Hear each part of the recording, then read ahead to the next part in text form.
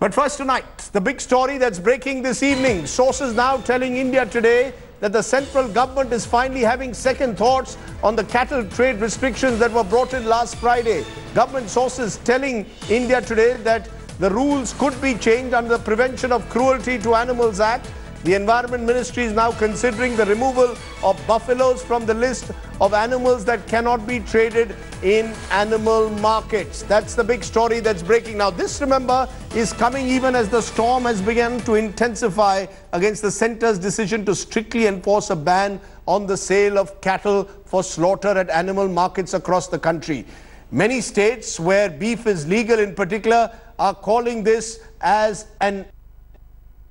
the state's food habits. The new rules are also causing worry to the leather and meat industry with several thousand jobs at stake. Will the government backtrack or hold firm? It's our top story tonight.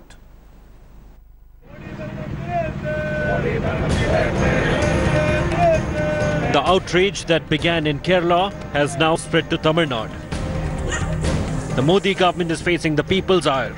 Its decision to ban sale and purchase of cattle from animal markets for slaughter has sparked anger.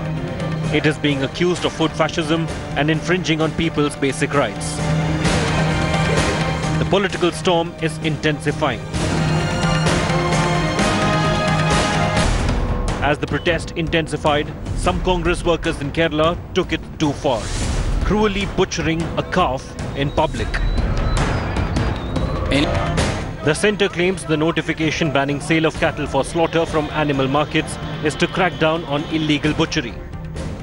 अब कानून ये है कि कोई कसाई, पहले से कानून था कि ये कसाई नहीं यहाँ से ले सकते थे. But the opposition says that it's the farmers who will suffer the most. The leather and meat export business will also feel the heat. There are fears that if the rules are applied, it will lead to job losses in the meat industry in the absence of adequate supply of cattle. The industry is waiting for further clarification from the government on how and where dairy farmers and slaughterhouses can trade cattle. Bureau Report, India Today. Let's raise the big questions right at the top of the news tonight. Will the cattle trade, the new rules, curb and cripple the leather and meat industry? That's my first big question tonight. Will the new curbs lead to massive job losses? Will the new curbs lead to massive job losses, particularly in the meat industry and the leather industry? How will the curbs affect farmers? And this is a critical question. Remember, many farmers sell their old cattle. Is this a bid to fix food habits, as the opposition is claiming? Will the curbs only foment divide in our society? Are these trade rules for cattle ill-conceived?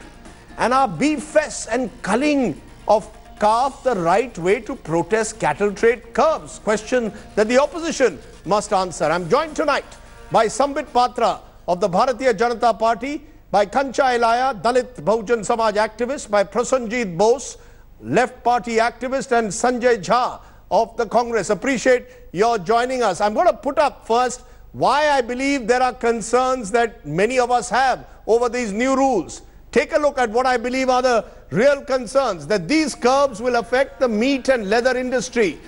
Job losses are likely. This is an infringement on the right to livelihood. India's beef export market will be lost. Poultry prices in this country will rise. For aging cattle in particular, farmers will find it difficult to get a good price. Milk prices will rise. Prices of other protein sources like pulses may also rise. And government-run shelters mean new taxes. Sambit Patra, please answer. Would you concede that this has been an ill-conceived, ill-thought-out move by your government? You have, in one fell swoop, virtually destroyed an industry which provides thousands and thousands of people jobs, as well as provides the country, importantly, revenue. No, Rajdeep, to know the answer to the questions that you have posed, one has to know the genesis of this rule that was formulated by the Government of India, the rule being called as the Prevention of Cruelty Against Animal 2017, which is an amendment to the Prevention of Cruelty of Animal to 1960. Most importantly in this is, the genesis comes from the Supreme Court. The directive was from the Supreme Court of India, because if you would remember rightly, in 2014, the People of Animal Group, headed by Gauri Mulekhi, had gone to the Supreme Court with a petition for prevention of cruelty against animals. The Supreme Court in 15-16 intervening time period directed the Government of India to form an interministerial committee which would look into the rules, set the rules so that prevention takes place against the cruelty of animal. And what has happened in this particular case is that from the Supreme Court the directives came, the government formed a ministerial committee, and the recommendations were thus: number one, 30 rules laid out to prevent cruelty. So only we are talking about a selective part, that the slaughter of animal cannot take place, the animal that we buy from the cattle markets or from the marketplace. Number one, the most important achievement as per the Supreme Court directive in this issue is from farm to the fork. It's not that every animal has been restricted. It's not that there is a ban, a blanket ban on any kind of cow slaughter or buffalo slaughter. Patra. The issue is, if Kerala allows cow slaughter, if Kerala allows cow slaughter, the issue is the one who slaughters, that is a slaughterhouse, has to go to the farmland, buy it from the farmland, eliminate the middleman, and then take it to the slaughterhouse. No, 1 minute. So Mr. Patra, what you're saying is very fine in principle. It looks very, it may sound fine on paper. In reality, in one fell swoop, you are destroying the entire cattle trade industry. Effectively, under the guise of regulating it, you're killing it. And please understand, there are thousands and millions of jobs. One figure that I am now being given is that this will cost at least 22 million people their jobs. Please understand, that's the last thing this country needs at the moment, Mr. Patra. Your government should be giving people jobs, not finishing jobs. Under the guise of cleaning up the industry, regulating it, you're going to finish it. That's the worry. You can't include buffaloes, cows in a blanket manner. Not at all, Mr. Rajdeep. No, Mr. Rajdeep Sardesai, you have to agree to a fact that, well, yes, jobs are also important, but legality and to uphold legality is equally important. If there were certain things which were not being done legally, that means there was no traceability of any zoonotic disease. There was no traceability of the animal that found way into our platter. Naturally, that was an issue which the Supreme Court directed the Government of India to address. What was the Government of India supposed to do? Not to address that was directed by the Supreme Court of the country. The Government of India should have gone through a process of consultation, understood the ground realities. The Government of India seems to have brought this law without understanding the ground realities. Are you aware, Mr. Patra, that many farmers sell their cattle and make important money on livestock trade? Is the Government of India not aware of this? Is the Government of India not aware that these are crucial incomes for farmers? The farmer can still sell the... No, who has, Mr. Rajdeep, who has put a ban on the farmers selling the animal or selling the cattle? I am looking at it effectively. I am going through the details.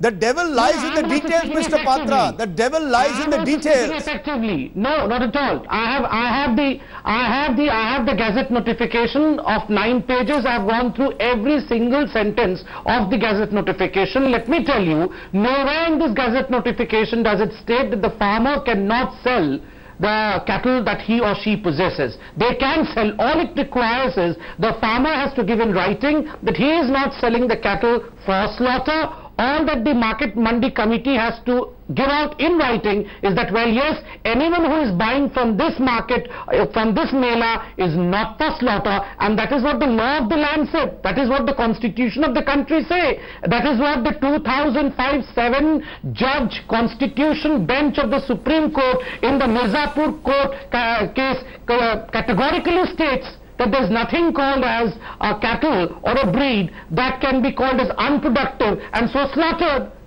You know, my worry is that at times both the courts and our politicians seem to be oblivious to ground realities. But one of the ground realities, Sanjay Jha of the Congress, is the manner in which you have reacted. Is the reaction to in public get your youth Congress workers in Kerala to color calf and then almost see that as a form of defiance?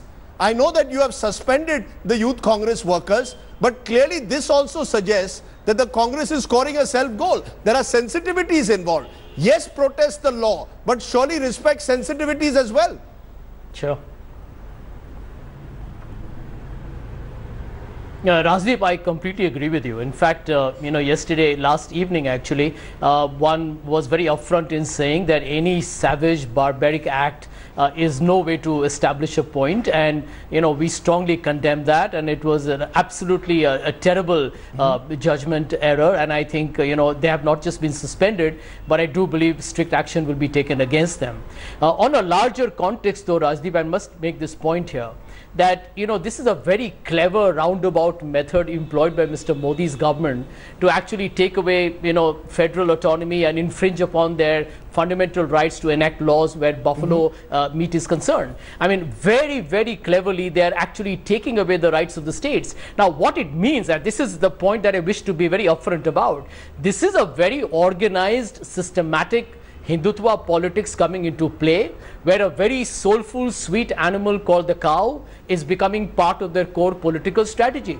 It started when Mr. Modi talked about the pink revolution in the 2014 election. As you can see today, I mean, these so-called cow vigilante groups have become assumed such a terrorizing kind of a proposition that today, for example, farmers are already paranoid and scared. We all know what happened to Pehlu Khan in Rajasthan. Now with the current laws that they are introducing by amending the Prevention of Cruelty to Animals Act, I can tell you it's a most brazen case of political hypocrisy, because what they are saying here is that if you bring the buffalo to the animal market, that will have to go through a red tape, which will create a fear and apprehension, because the seller will never be able to know what the buyer does with the buffalo. But more important, Rajdeep, is this point. It will arm the cow vigilante groups into further becoming a massive force of surveillance and scrutiny, which will make the entire farm ecosystem collapse. I mean, this is a BJP government that can't create jobs, has created 6 lakh jobs over 3 years.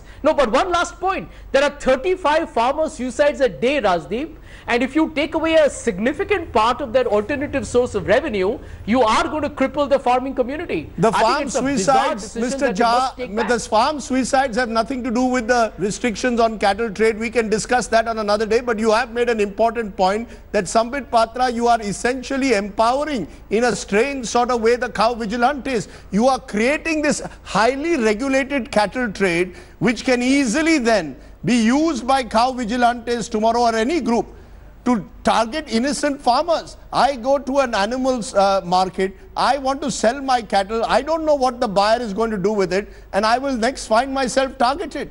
Aren't you worried? Is this what should be the priority of a government, Sambit Patra? You are completing 3 what you call joyous years. Focus on health, focus on education, focus on reducing job losses. Why are you going back to Hindutva agenda at a time like this? The Supreme Court agenda is never a Hindutva agenda. The Supreme Court has spoken about this, and remember, prevention of cruelty against animals is never a Hindutva agenda. It is a humanity agenda. Remember, the Congress party and the other opposition parties, in fact, had made a hue and cry, and rightly so, about a Shaktiman, a horse after losing one leg. Improve the hygiene quality. Today, improve the hygiene quality in our slaughterhouses. Improve the hygiene quality. There are ways you can do this. Improve the hygiene quality. Rajdeep, you have asked me a question. Yes.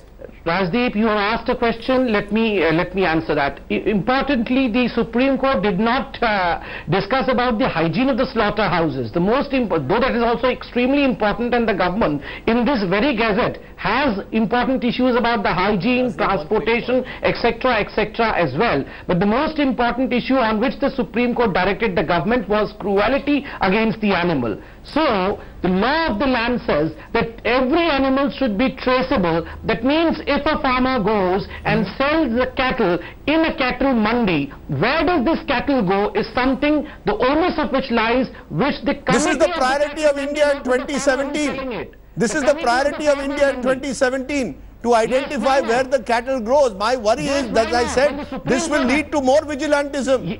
This will lead to more vigilantism. Our police has other job on their hand. There are bigger issues facing this country, Sambit Patra. I'll tell you,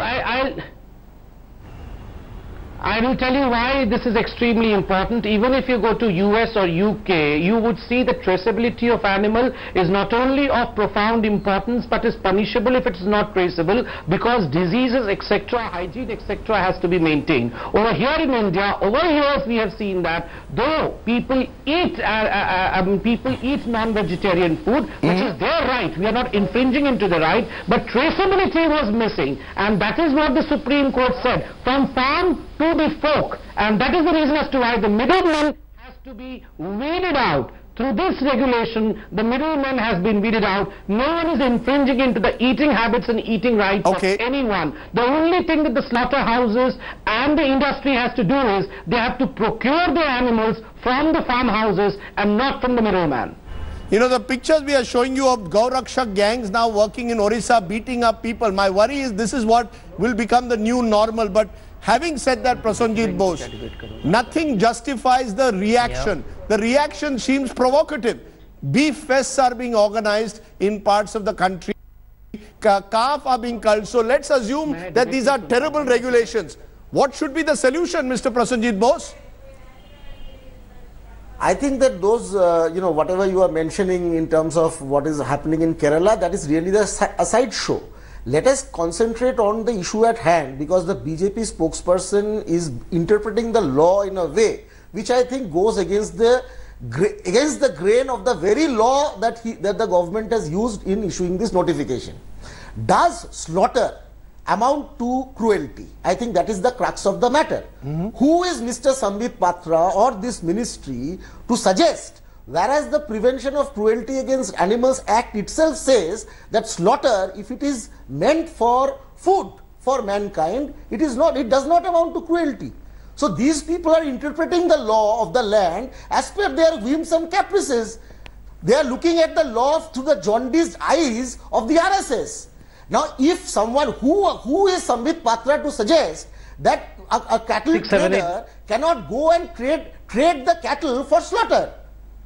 It has been happening in our country for thousands of years. For thousands, cattle fairs, cattle markets in our rural areas have been going on for thousands of years. And you have communities in our country, from certain castes, certain communities, they have been engaged in this trade for thousands of years. Now, 1 minute. Why are they today? You make a fair... And you see, when the Constituent Assembly in our country debated cow slaughter, it was decided that there cannot be a blanket ban on cow slaughter. That is precisely why it is in the directive principles of state policy. It is not a constitutional mandate. You made your point. You made your point, and I can add to that Mahatma. You made your point that among those who raised the issue that it cannot be a blanket ban was Mahatma Gandhi for doing it to the back door. Okay, but just a minute. In the most hypocritical manner, he is citing the Supreme Court. The Supreme Court has never wanted to do this. You are doing this misusing what the Supreme Court has said in terms of regulating markets for hygiene. You are trying to push your RSS agenda, which is a sectarian agenda and which is an anti-constitutional agenda. Yes, our constitution does not impose food habits. Yes, on Sambit, any citizen of our country. Mr. Bose, you must allow Sambit Patra now to respond. Mr. Patra, you are misusing and misinterpreting the Supreme Court verdict is the charge. Rajdeep, you very well know that I don't come unprepared. I always do my homework.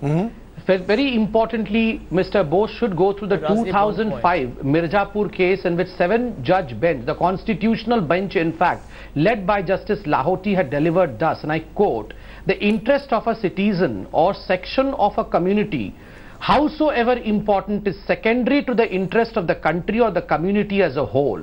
And they said that even if few people want to consume beef, even if a few people want to do what the majority of the country does not wish to do because of issues of belief, one has to follow what the majority of this nation, the country as a whole, wishes to do. And please don't say that Sambit Patra has said this. This is Justice Lahoti saying in the 7-judge bench. And then, upon being asked that what will happen to the poor people for whom it is protein I mean, buffalo milk, meat or the cow meat is protein for the poor men. The Constitution bench was quite categorical in stating that even the vegetarians live a normal life. So please don't come up with such kind of argument that this is an absolutely essential part for living. Thirdly and very importantly, when they say that unproductive cattle can in fact be slaughtered, let me tell you, you would laugh at me, but let me tell you as to what the Supreme Court had to say, the constitutional bench, when they were asked, and I'll quote it from here, when it was asked, the unproductive cattle, they are not productive anymore, so they can be slaughtered, they said no. There is nothing called as unproductive cattle, and you would be astonished to what the Supreme Court had said. They said that the value of dung is more than even the famous Kohinoor diamond. An old bullock gives 5 tons of dung and 343 pounds of urine in a year, which can help in manufacture of 20 carts loaded of compost, manure, etc., etc. Because I have limited time, I cannot quote the whole paragraph which Justice Lahoti and others had stated over here. So naturally these are issues settled by the Supreme Court. Please go to the 2005 case. Can I though for a moment, since you have made a major point that the majority of the country... No, 1 minute, Prasad. I have a right to rebut. You will have a right to rebut, but I want to bring in Kancha Ilaya. I have not made the point. The Supreme Court had said. No, you have already made the point. You just give me 2 minutes. I'll just rebut them in 2 minutes. I will first ask Kancha Ilaya to settle the issue, since as a Dalit activist, the issue raised by Mr. Patra and the courts is a majority of people's cultural beliefs are that the cow is holy, therefore should not be sacrificed, therefore should not be slaughtered. Let's settle this once and for all, Kancha Ilaya, and then I'll come to Prasenjit. Very quick response from you, Kancha. You have been listening patiently. No, Rajdeep, first of all, let me clarify that I have to wear these glasses because I had eye operation. Yes. You know, yesterday, there was a huge cattle market in Mahbubnagar, and thousands get sold and bought in Mahbubnagar cattle market, and hundreds of lorries will carry this cattle from from market to different places. Yes. And this morning, all Telugu papers reported the entire market could not sell because of these 2 clauses of this gazette. One, that market has to give a certificate that it is not sold for meat, but it is sold for only agrarian purpose. How does one decide for what one is buying? Now, what kind of certificate is available? Nobody knew. Now, how do you respond, Mr. Ilaya? How do you respond to what Mr. Patra is saying? Majority believe. What the Supreme Court says majority of the people believe that the cow is holy and therefore must be protected. No, just a minute. Just a minute. No, if 7-man bench of a Supreme Court is constituted with vegetarians, a much worse judgment will come, because a vegetarian who does not have the experience of eating meat or beef, and the same vegetarians who don't go and work in the field with the required energy, will give any amount of writing judgments on people's life. Majority believe. Are you going to disregard? Are you going to disregard what Sambit Patra is saying? Vegetarian decision to destroy. Absolutely, it is anti-people. It is anti-Dalit Bahujan. It is anti-tribal. 40% of food has been completely taken away from the people's plates since day before. And how does the Supreme Court replace this? If just 7 people don't realize what is the food, what they should eat, whether the vegetables are available or not. Supreme Court judges or ministers having good vegetarian food, 10 items, 20 items, and curds and ghee is not available there. They no, 1 minute, 1 minute. The entire agrarian economy, because of lack of protein and labor, will suffer. Okay, so you are saying this is anti-Dalit, anti-tribal. You're saying this is anti-Dalit, anti-tribal. Prasanjit, I'll let you quickly respond since I didn't allow you to respond to Prasanjit. Anti-OBC. Okay. This is a vegetarian agenda. They started with cow. No, no. Now 8 animals are included. Can I just come Tomorrow in over they here? will say goat. And they said in that, no sacrifice should be made. Do they understand? So many villages, so many tribal areas, the rural areas, all caste this is partial. This is partial. Did This is BJP, selective. RSS take up a campaign? Okay, you made your point, Kancha. Now it should be responded. No. Sambit Patra, this is anti-Dalit, this anti-tribal, anti-OBC. 10 seconds. Anti-tribal, anti-Dalit, anti-OBC. Go ahead. No, first, Kancha Alaya, speedy recovery for your eye surgery. I differ from what you say, and I'm really appalled that you had to say this for the Supreme Court judges. I hold them with highest regards. To say they have ministers, that Supreme Court judges are ministers who stay in palatial houses, do not eat beef, and that's the reason as to why they would not understand the pain of beef eaters is absolutely wrong. And I believe even Rajdeep Sardesai would agree that we should not paint Supreme Court judges at least with such kind of brush. Whatever it is, how do you know what they eat? So secondly, and very importantly, when you say that this is anti-Dalit, I'm reminded of the fact that you had to say the same thing, you in the sense, not you in person. There was a section in the society who had to say the same thing when Yaqub Memon was hanged by the Supreme Court. When they say that, when they said that Yaqub was hanged because he was a Muslim. So today you are playing the Dalit and the Muslim card, which I believe is not founded over here. The law of the land is sacrosanct. The constitution, which is upheld by the Supreme Court of this country, is sacrosanct. For God's sake, let's not play politics on this. And whatever the Supreme Court said has to be upheld. So you claim this is being done exactly as per the Supreme Court laws. Yes, Prasanjit, now you can respond. Now you can respond. This is the Supreme Court. This is Constitution according to Sambit Patra, which the BJP is choosing to implement. No, I just have one minute. Let Prasanjit respond first. Go ahead, Prasanjit, quickly. Is BJP implementing all Supreme Court directives? No, just a minute. Let Prasanjit respond, Mr. Ilaya. Implementing all Supreme Court Let us not make this a tamasha, please. Implementing all? Yes.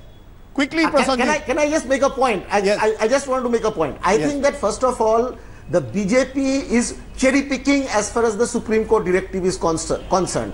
This particular Supreme Court directive, whatever Mr. Patra is quoting, is not the main issue here.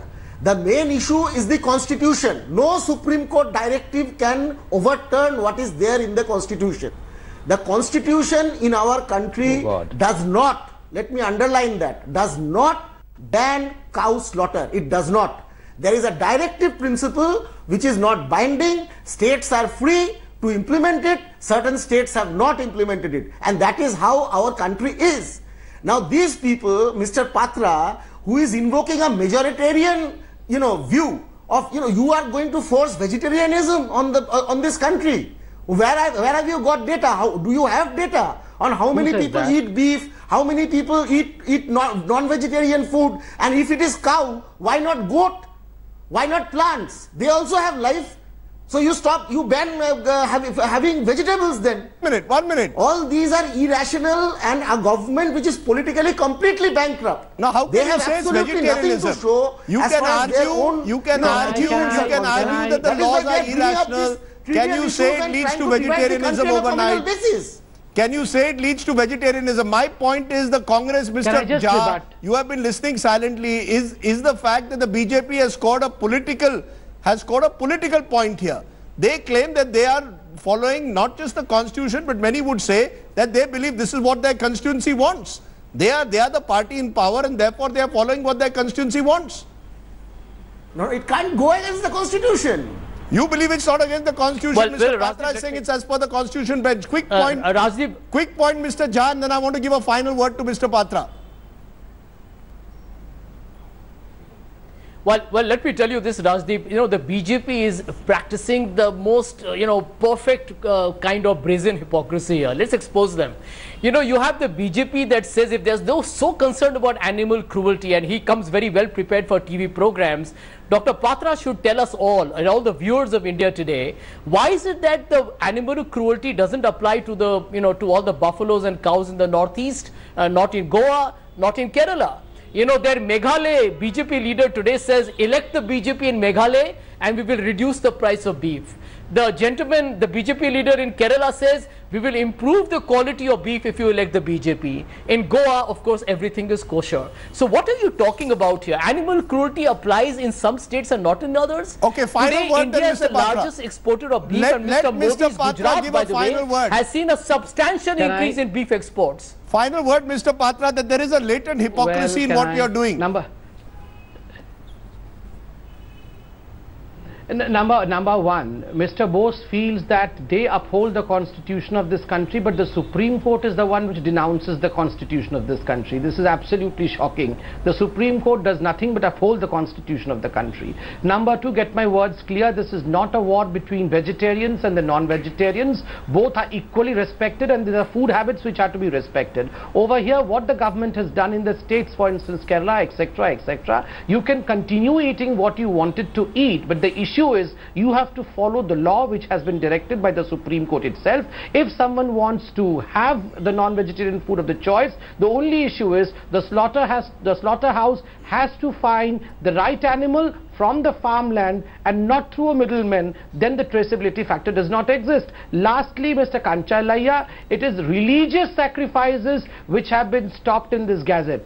Not just any kind of killing of animal, not just any kind of slaughter of animal. Religious sacrifices naturally are banned even by the Supreme Court directives. So we have to be extremely clear on all these and not try to score some political brownie points. Let me leave it that obviously many of these rules, as has been pointed out, don't seem to apply or may not apply eventually to the northeast and other parts of the country. But I appreciate my panelists joining us on my top debate tonight. Where do I stand? The new cattle slaughter laws are a typical example of an ill-thought-out law that is more political than economic in nature. Politically, the BJP may stand to benefit with such blanket bans, but has anyone considered the economic costs? The right to livelihood should have been given primacy while framing such rules. Regulate the cattle trade, but not in a manner that makes it virtually impossible to buy and sell cattle. The centre's diktat should be withdrawn. India is a land of multiple cultural identities, and imposing such restrictions on food habits defies the idea of a multi-faith India.